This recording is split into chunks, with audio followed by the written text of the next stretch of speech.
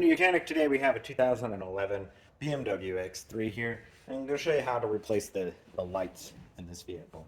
So we have an HID light right here, and we have a turn indicator light.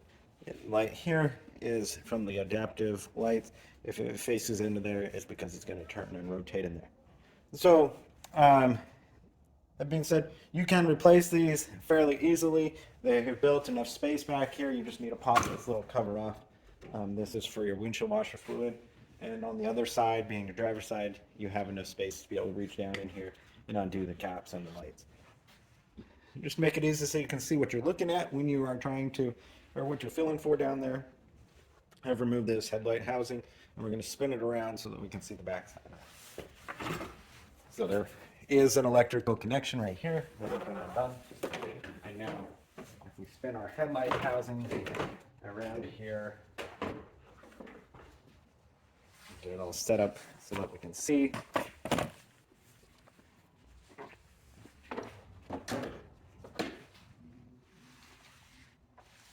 You're going to see on the back here two little covers.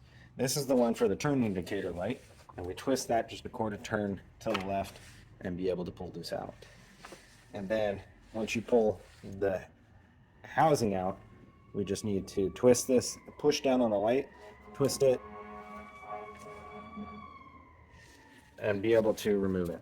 And now that we've got the light bulb out, we can get us a new 7507 in the natural amber color because of the way the turn indicator housing is.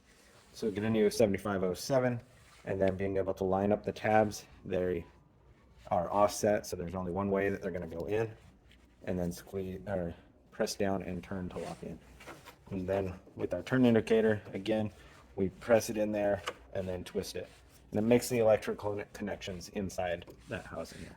Now to get to the other light bulb, which is your HID light bulb, and even if you do this on the vehicle, it's a good idea to disconnect the electric connection and let it be disconnected so that things can de-energize for a period of time, because this is a high voltage output light. So turn that cap cover to the left to be able to remove that, and then we have our electric connection. Just be able to pop this down. There we go. And then twist this a quarter turn to the left and be able to remove the light bulb of the HID.